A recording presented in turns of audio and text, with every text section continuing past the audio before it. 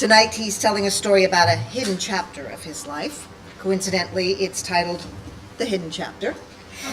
Please welcome to the stage, Doug Friedlander.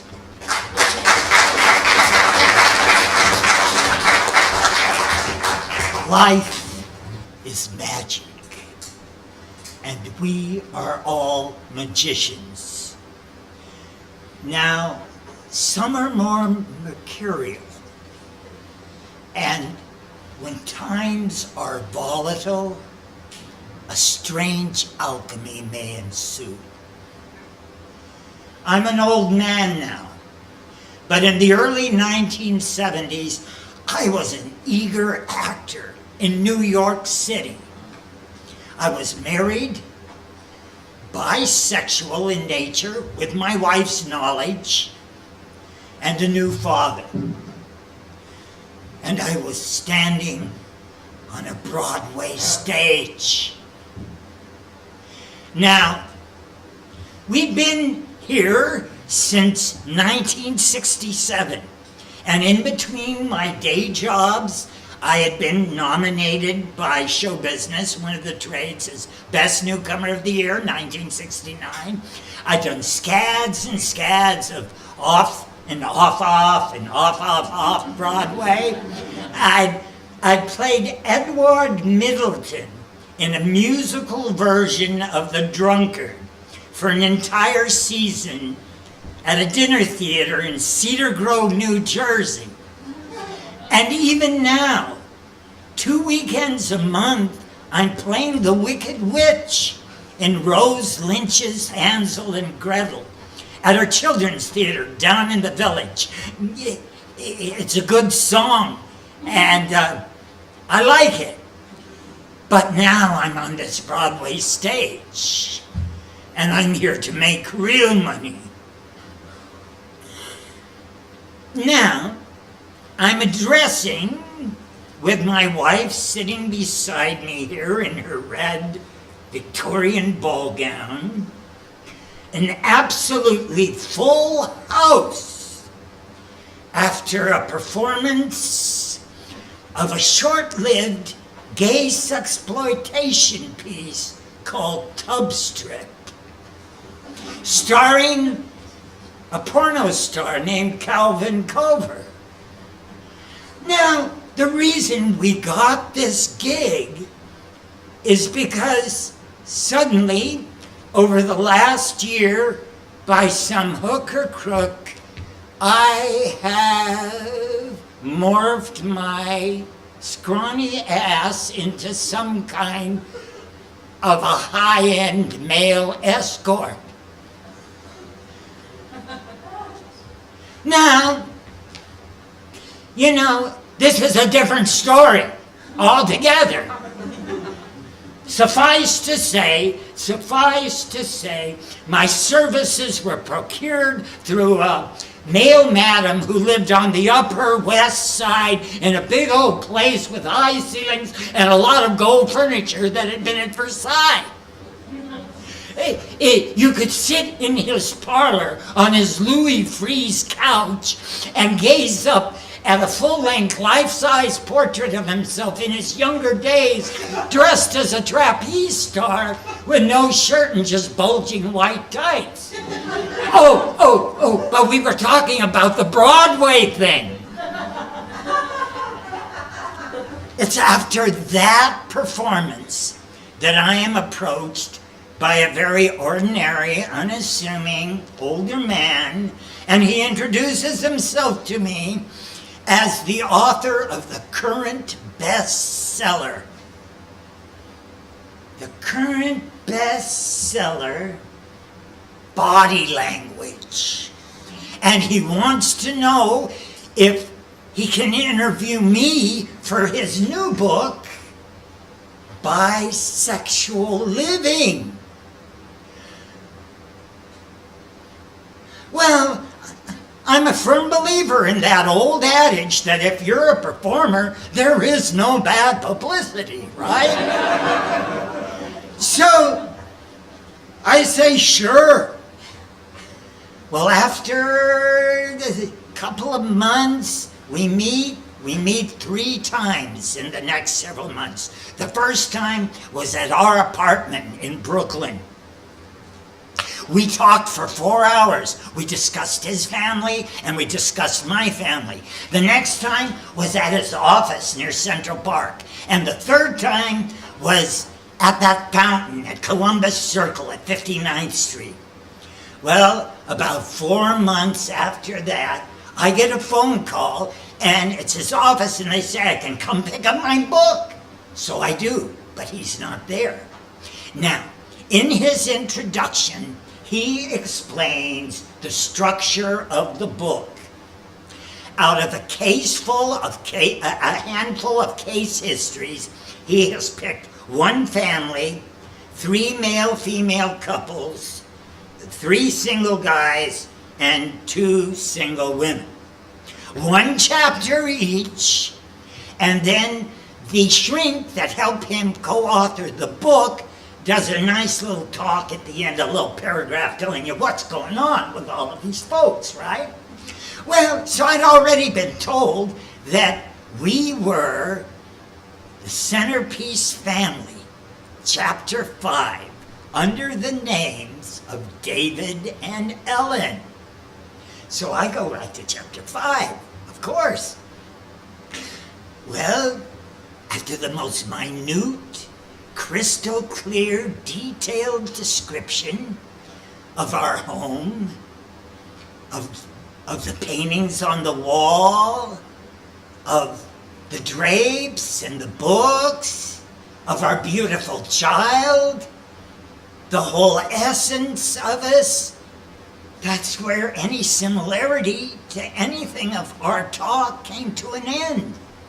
I didn't understand it. This was some miserable, unhappy person that had been abused by his family and was suicidal. And I called the office and I said, he answered. He actually answered. I didn't expect that, but he did. And I said, why did you put these words in my mouth? This isn't me. And he said, he says, well, you're a shell. I said, what? He said, yes, you're a beautiful shell. His very words. We need fodder for how to dissect. This is not a textbook. This is a bestseller. This is a composite, not a medical treatise. Well, I didn't read any more. I wrapped the book up like an already rotten written picture of Dorian Gray. And I hid it away. Well, the thing is, we lived in a bubble between the advent of the little pink pill and the onslaught of AIDS. And this bubble was right over the village of the whole Stonewall explosion. We lived in a unique place and time, and my family out west, they do nothing about this development in our lifestyle, and I was shocked to death when my estranged brother called a couple of weeks later and said, oh my God, I'm reading this book, and I get to the middle of this book and the names are different, but my God, Doug, this is you. This is you and Carol. But why did you say Dad was fat and beat us? I didn't know how to answer. I didn't know what to say. Both Carol and I felt betrayed and hurt and tried to forget. Well, interesting thing, about 1.5 years later, I run into this author while I'm taking a little stroll through the cruisy section of Central Park called the Brambles. and he is in a compromising situation. Can we talk body language? Can I say he was blowing it? He recognized me and disengaged and sheepishly came over, and I, remembering how insensitive I felt he had been, I just looked at him and point blank asked, "Well, does your wife and family know who you are?" He said nothing. I left and never saw him again. But when my daughter was in her 20s, I asked her, "Honey, would you like to see this book where your mother and you and I were beautiful shells?" And she says, "Oh, Daddy, I've already read that already. Most of my friends have seen it. A bunch of us were at Las Vegas and somebody says, 'Oh, hey, I got this book called Bisexual Living.' And we all read it." Little did I know that it had become a cult classic. And though it's out of print for years, you can still get it online in hardcover and paperback. But do you think what happens in New York and goes to Las Vegas stays in Las Vegas? No. A couple of months ago, I was walking by Bart's Books in Ojai, and I'm just getting ready to cross the street, and out of the corner of my eye, what do I see on that outside bookshelf but somebody's much loved and read copy of Bisexual Living? So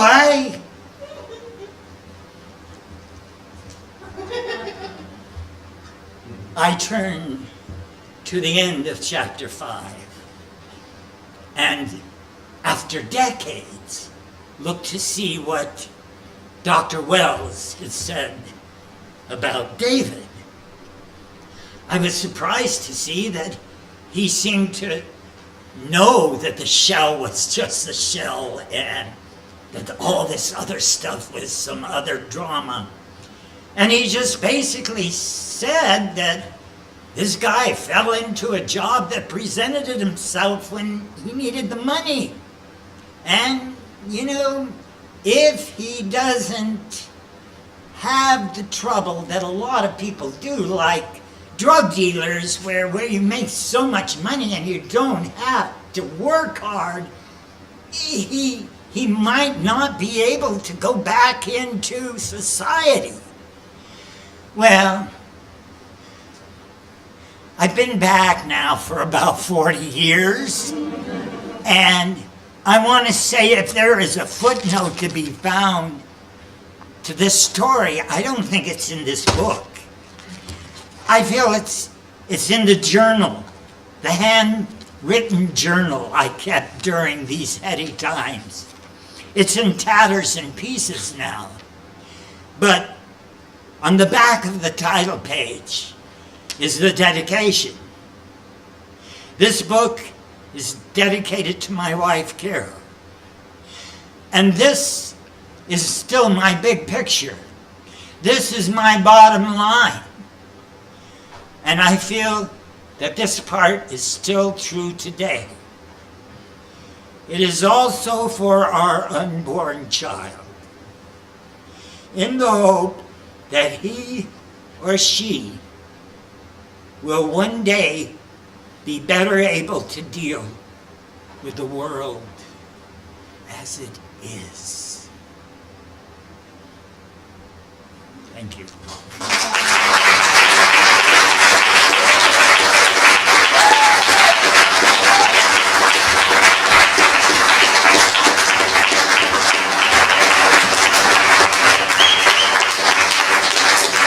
Again, thank you all for coming, and please plan on returning every first Sunday.